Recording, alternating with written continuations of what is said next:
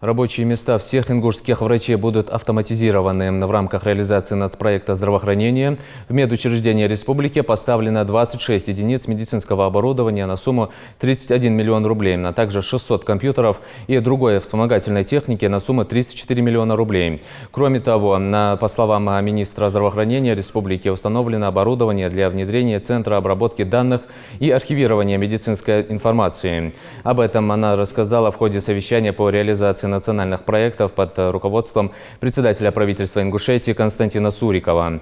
Зарема Альянова заявила, что в следующем году в регион поступит еще больше оборудования, и каждое рабочее место в медучреждениях будет оснащено компьютерной техникой.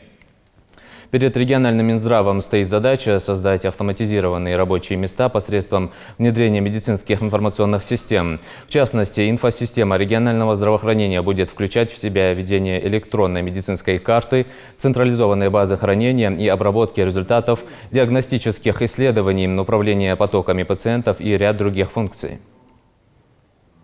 Каждый врач, каждое рабочее место должно быть оснащено компьютерной установкой.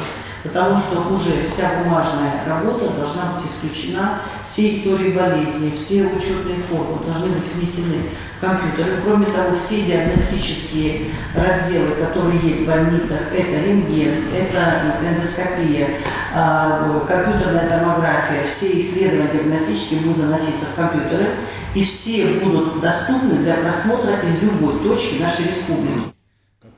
На сегодняшний день в регионе ведется работа по установке программного обеспечения с тестовым запуском в конце марта 2020 года. Константин Суриков положительно оценил работу, отметив, что врачи и пациенты смогут экономить свое время, которое тратили на бумажную работу.